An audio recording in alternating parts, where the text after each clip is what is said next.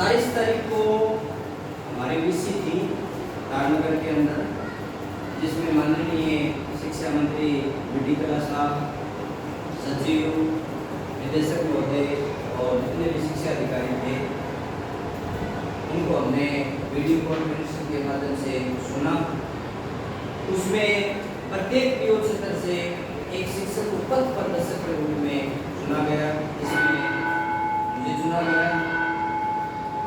तो राजस्थान सरकार द्वारा एक कार्यक्रम चलाया गया है और उस कार्यक्रम का नाम है डायन प्रोजेक्ट, यानी बच्चों का भविष्य किस प्रकार से सुधरे या भविष्य किस प्रकार से बने, और उसके लिए गाइड देने के लिए बच्चों को प्रत्येक स्कूल से, पीओ क्षेत्र से, बड़े स्कूल से, प्राइवेट स्कूल से पथ प्रदर्शक शिक्षक के रूप में चुना गया है। होता क्या है कि जब विद्यार्थी 10वीं क्लास कर लेता है, 10वीं क्लास करने के बाद में उसके दिमाग में कई बातें चलती हैं। वो आपको की स्थिति पैदा हो जाती है कि मैं लाइफ में क्या करूं। और एक बात तो मैं आपको बताना चाहता हूं कि कई बार पढ़ने वाले विद्यार्थियों के लिए उसका जो विषय का चुनाव है वही उसकी जिंदगी को निर्धारित करता है। उसी प्रकार से उसके विचार हो जाते हैं, उसी प्रकार उसका माहौल बन जाता है। अब अपने जो भारतीय शिक्षा पद्धति है उसमें 3 संकाय लिए जाते हैं। कितने संकाय लिए जाते हैं? 3। पहले वाला कौन सा है? कला। दूसरा विज्ञान, साइंस, वाणिज्य, कॉमर्स, और इसको आर्ट्स बोल देते हैं। कला वाले सब्जेक्ट, जो सब्जेक्ट है उसमें कला जो संकाय है फैकल्टी बोलते हैं। क्या बोलते हैं? फैकल्टी। कला वाले संकाय में कई सब्जेक्ट होते हैं, जैसे राजनीति विज्ञान, हिस्ट्री, भाषा में जैसे हिंदी लिटरेचर है, इंग्लिश लिटरेचर है, भूगोल है, काफी इसमें दर्शन शास्त्र है, समाज शास्त्र है, ये सब्जेक्ट आ जाते हैं। और इनके माध्यम से कौन सा विद्यार्थी अपने लाइफ में क्या अचीवमेंट प्राप्त कर सकता है, इसके बारे में भी हम इस वीडियो के माध्यम से आपको जानकारी देंगे। उसके बाद में विज्ञान है। विज्ञान के 2 पार्ट बन जाते हैं। कितने पार्ट बन जाते हैं? विज्ञान के 2 पार्ट, एक तो मेडिकल और एक नॉन मेडिकल। मेडिकल वाले में क्या होता है, उसमें डॉक्टर की पढ़ाई होती है। किसकी पढ़ाई होती है? डॉक्टर की। बायोलॉजी लिया जाता है। क्या लिया जाता है? बायोलॉजी। और दूसरे इसमें विज्ञान में एक हो जाता है मैथ। मैथ के साथ में मैथ के साथ में क्या क्या होता है? फिजिक्स होती है, केमिस्ट्री होती है, साथ में मैथ होता है। और वाणिज्य जो व्यापार में सी से संबंधित है, जैसे इकोनॉमिक्स है, और भी इनकी जो शाखाएं होती हैं वो पढ़ी जाती है। तो इसमें होता क्या है कि ये जानकारी की आवश्यकता क्यों पड़ी, यानी ये कार्यक्रम की आवश्यकता क्यों पड़ी, डायन फ्यूचर कार्यक्रम की आवश्यकता क्यों पड़ी? क्योंकि ज्यादातर जो सरकारी स्कूल होते हैं उसमें साधारण घर के लोग, मध्य वर्ग के लोग आते हैं और उनको इतनी ज्यादा फैसिलिटी नहीं मिलती है। और फैसिलिटी नहीं मिलती है, इस कारण वो अपना जो कैरियर का चुनाव है, अपने जीवन का जो कैरियर है, उनको अच्छा गाइड नहीं मिलता, उनको अच्छे टाइम पे पैसे नहीं मिलते। तो राजस्थान सरकार ने सोचा क्यों न अपने सरकारी स्कूल के बच्चों को ऐसे कार्यक्रम के माध्यम से और उनको गाइड प्रदान किया जाए। और गाइड के रूप में पथ प्रदर्शक शिक्षक लगाया गया। वो ये बताएगा कि आपको 10वीं के बाद में कौन सा सब्जेक्ट किस प्रकार से लेना चाहिए, क्यों लेना चाहिए। उसका मेन कारण होता है उस बच्चे की रुचि। देखो, जीवन में कोई भी आप काम करते हैं तो रुचि पूर्वक करते हैं तो वो काम क्या होता है? सक्सेस होता है। और रुचि के साथ साथ में विद्यार्थी को क्या बनाना चाहिए? अपनी योग्यता बनानी चाहिए। क्या बनानी चाहिए? योग्यता। और योग्यता कब बढ़ेगी? जब आप अपनी जिंदगी में क्या करेंगे? मेहनत करेंगे। क्या करेंगे? मेहनत करेंगे। लेकिन मेहनत किस दिशा में करनी है, कैसे करनी है, पदस्थ शिक्षक या कोई भी व्यक्ति प्रशंस होता है। जीवन का मतलब है जो मूल अपना जो जीवन है वो 4 व्यक्तित्व पर निर्भर करता है। एक तो स्वयं खुद, स्वयं पे निर्भर करता है। उसके बाद में अभिभावक,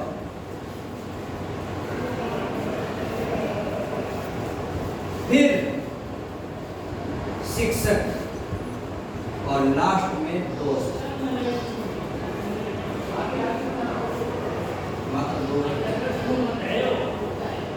इन पे निर्भर करता है। अगर आदमी खुद ठान ले कि मुझे ये करना है तो जिंदगी में कुछ भी वो जाति कर सकता है। उसके साथ में किसकी जरूरत पड़ती है? अभिभावक की। अभिभावक के रूप में मतलब माता पिता की। अगर माता पिता हमारा साथ नहीं देंगे, हमारा घर जो परिवार वो साथ नहीं देगा तो हमारी नहीं बढ़ सकती। परिवार का साथ देना बहुत जरूरी है क्योंकि मुसीबतें आती हैं लाइफ में, हम आगे बढ़ते हैं, पैसे की भी प्रॉब्लम आती है और भी काफी मुसीबतें आती है। उसके बाद में सबसे अहम रोल अदा करता है अच्छा शिक्षक। और प्रत्येक विद्यार्थी को अपने लाइफ में एक शिक्षक तो ऐसा होना चाहिए जिसका आइकन है, उसका वो अपने आप को आदर्श मानता है। वो विद्यार्थी उस शिक्षक को जो बताता है उसी के अनुसार, और शिक्षक जो बताता है वो आपके कैरियर से संबंधित कुछ ज्ञान देता है, उस पर आपको अमल कर लेना चाहिए।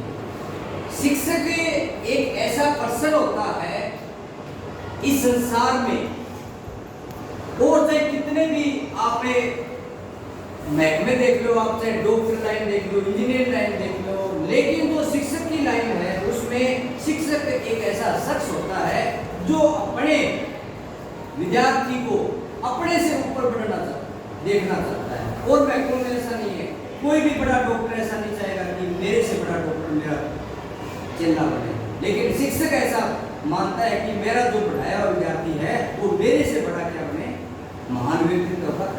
ये होती है शिक्षक की खासियत। उसके बाद में दोस्त। दोस्त ऐसा होना चाहिए जो हमें गलत और सही का मतलब हाँ बताए ये सही है या गलत है। दोस्त का मतलब ये मत समझ लेना कि एक दोस्त हो गया, पर्सनल दोस्त हो गया, ऐसा भी नहीं है, लेकिन वो भी होता है इसमें। दोस्ती का मतलब होता है वहाँ का माहौल। अब जैसे हमें बिना पढ़ने वाले विद्यार्थियों के बीच में बैठेंगे जिनको कोई लेना देना नहीं है पढ़ाई से, कोई जीवन से कोई संबंधित कोई बातों का कोई लेना देना नहीं है, उसके बीच में बैठोगे तो आप वैसे ही बन जाओगे। अच्छे दोस्तों के पास जो कैरियर से संबंधित बातें करते हैं, लाइफ में अच्छे अच्छे अचीवमेंट प्राप्त करने के लिए बातें करते हैं, उनके साथ बैठोगे तो वैसा माहौल बन जाएगा। तो सारा का सारा किस पे डिपेंड करेगा? माहौल पे डिपेंड करेगा। तो आपको किस प्रकार का अपने जीवन में माहौल तैयार करना है और दोस्त तैयार करना है वो आप पे निर्भर करता है। तो मनुष्य के जीवन का जो कैरियर है वो कितने स्तंभों पे टिका हुआ है? 4 स्तंभों पे। स्वयं, अभिभावक, शिक्षक और साथ में दोस्त। अब इसमें जो राजस्थान सरकार द्वारा जो कुछ बातें इसमें बताई गई हैं, इसको मैं थोड़े क्योंकि वीडियो काफी लंबा हो जाएगा, मैं कुछ जानकारी देना चाहता हूँ। इसमें ये भी बताया गया, जो मैंने बातें बता दी हैं, कि कोई भी व्यक्ति इस संसार में जन्म लेता है, उसमें कोई विशिष्ट गुण जरूर होता है। अपने आप को कभी भी नहीं मानना चाहिए, कुछ न कुछ उस बंदे में थोड़ा बहुत विशिष्ट गुण होगा, और उस विशिष्ट गुण की पहचान करके ही और आदमी में लाइफ में मतलब आगे बढ़ा जा सकता है। और उसी विशिष्ट गुण में ये तो शिक्षा पद्धति के अंदर कितने संकाय बनाए गए हैं? 3 संकाय बनाए गए। लेकिन आज की जो शिक्षा पद्धति है, आज का जो परिवेश है वो धीरे धीरे क्या हो रहा है? चेंज हो रहा है। इसलिए पहले तो बीए कर लेते थे, उसके बाद में नहीं मतलब से जाते थे अब आगे क्या करना। लेकिन आज के टाइम में ऐसा परिवेश हो गया कि 10वीं करने के बाद में ही तलब लग जाती है कि कौन सा धंधा आप क्या करें क्या नहीं करें। क्यों? क्योंकि अर्थ का जमाना है, समय बहुत फास्ट चल रहा है। तो इसमें कुछ बातें बताई गई हैं। जैसे सबसे पहले इसमें बताया गया है, अपने ले लेते हैं 10वीं के बाद कला। कुछ मैंने बातें बता दी थी आपको। कला यानी आर्ट संकाय में उपलब्ध विषय कौन कौन से हैं, मैं पहले भी बता चुका हूँ, दोबारा आपको बता देता हूँ। जैसे भाषा है, उसके बाद में इतिहास है, भूगोल है, राजनीतिक शास्त्र है, मनोविज्ञान है, अर्थशास्त्र है, समाजशास्त्र है, दर्शन शास्त्र है, लोक प्रशासन है और साथ में संगीत है। ये विषय आप चुन सकते हो। और इसके स्कोप क्या है, स्कोप का मतलब लाइफ में क्या बन सकते हैं, जैसे राजनेता बन सकते हैं, राजनेता बनकर समाज की सेवा कर सकते हैं, देश की जो मुख्य धारा है उस विचारधारा में परिवर्तन लाकर गरीब तबके के लोगों का विकास कर सकते हैं। उसके बाद में बताया गया साहित्यकार, अच्छा साहित्यकार जो मन की बातें हैं, समाज की जो खूबियां हैं, वो साहित्य के माध्यम से हम अपने कागज के अक्स है उसके ऊपर क्या कर सकते हैं, उतार सकते हैं। उसके बाद में इसमें बताया गया एयर होस्टेस, लड़कियों के लिए स्पेशल, मतलब कई क्या कि सर आर्ट साइंस वाले बन सकते हैं, आर्ट्स वाले भी बन सकते हैं क्या, तो इसमें बताया गया कि आर्ट्स वाले भी क्या कर सकते हैं, एयर होस्टेस से बन सकते हैं। उसके बाद में बताया गया है पत्रकार बन सकते हैं, सामाजिक कार्यकर्ता बन सकते हैं और साथ में कलाकार बन सकते हैं और सबसे बढ़िया प्रोफेशन जो बताया वो शिक्षक बन सकते हैं। क्या बन सकते हैं, शिक्षक बन सकते हैं। और प्रशासनिक अधिकारी, प्रशासनिक अधिकारी जैसे राजस्थान में सबसे बड़ा प्रशासनिक अधिकारी RAS लेवल में आता है, इंडिया लेवल पे जाए तो IAS। और ज्यादातर जो विद्यार्थी जो बनते हैं इसी लेवल के जो आर्ट्स के विद्यार्थी हैं, क्योंकि वो खुले दिमाग के विद्यार्थी होते हैं, कोई RAS और IAS बनते हैं, बड़ी नौकरी हो। प्रशासनिक अधिकारी, प्रशासनिक अधिकारी कौन होते हैं, जो प्रशासन को संभालते हैं। उसके बाद में और बताया गया इसमें वकील बन सकते हैं। क्या बन सकते हैं, वकील, कोर्ट के अंदर जो गरीब लोगों की सुनवाई कर सकते हैं, न्यायाधीश बन सकते हैं। और कलाकार का इसमें बता दिया। तो ये किससे संबंधित था, कला से संबंधित। आपको समझ में आया कि 10वीं के बाद में क्या बन सकते हैं। उसके बाद में दिया गया है 10वीं के बाद में साइंस लेते हैं, विज्ञान लेते हैं, तो उसमें क्या क्या बन सकते हैं। देखो इसमें जैसे मेडिकल ले लिया, बायोलॉजी ले ली, तो आप क्या बन सकते हो, चिकित्सक बन सकते हो, डॉक्टर। उसके बाद में जैसे मैथ वाला, तो क्या बन सकते हो आप, इंजीनियर बन सकते हो, वैज्ञानिक बन सकते हो, वृत्तिज्ञ बन सकते हो। काफी इसमें और कुछ दे रखा है। आप ये बुक में जो ब्रोशर बोलते हैं इसको आप पढ़ लेना। अच्छी प्रकार से बाहर भी मैंने चिपका रखा है और आप भी अपने साथियों को बताओगे। उसके बाद में इसमें बताया गया है वाणिज्य। कई विद्यार्थियों को पता ही नहीं था कॉमर्स क्या होता है, तो कॉमर्स के अंदर भी कुछ चीजें हैं, जैसे इसमें क्या क्या बन सकते हैं, जैसे चार्टर्ड अकाउंटेंट बन सकते हैं, व्यापारी के रूप में, मतलब व्यापार, छोटा मोटा व्यापार संभालना हो, काफी इसमें स्कोप दे रखे हैं। जो आप मतलब ये सब्जेक्ट लोगे तो आपको और जानकारी मिल जाएगी। एक साथ में 10वीं करने के बाद में सीधा डिप्लोमा लेते हैं। क्या लेते हैं, डिप्लोमा। वो कौन सा होता है, डिप्लोमा आज के टाइम में सबसे ज्यादा डिप्लोमा जो कर रहे हैं बच्चे, वो कर रहे हैं ITI का। कौन सा कर रहे हैं, ITI करने के बाद में किसी भी कंपनी में किसी भी प्रकार का आपको क्या मिल सकता है, काम मिल सकता है। साथ में पॉलिटेक्निकल का डिप्लोमा कर सकते हो आप, सीधा 10वीं करने के बाद रोजगार प्राप्त करने के लिए। और साथ में पैरामेडिकल कोर्सेज जैसे नर्सेज का ANM, GNM, इस प्रकार का कोर्स कर सकते हो मेरिट बेस पे। कंप्यूटर कोर्सेज, कंप्यूटर तो आपको हर व्यक्ति को सीखना चाहिए। जहाँ पे भी आपको जानकारी, मोबाइल है वो भी एक प्रकार का कंप्यूटर होता है, इसकी जानकारी सभी विद्यार्थियों को होनी चाहिए, क्योंकि ये युग है वो सारा का सारा क्या है, कंप्यूटर का युग है।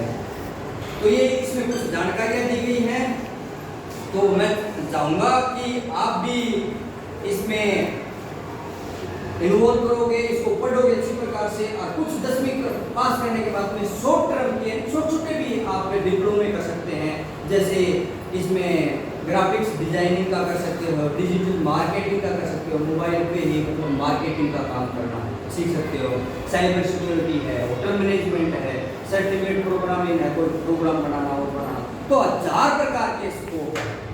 अगर आपका कुछ लाइफ में करने का कुछ इरादा है तो आप आराम से अपने लाइफ को सेटिस्फाइड कर सकते हो और आराम से मतलब कुछ कर सकते हो। और जिसके करने की कुछ मन में नहीं है, मनसा नहीं है, वो कुछ भी नहीं कर सकता है।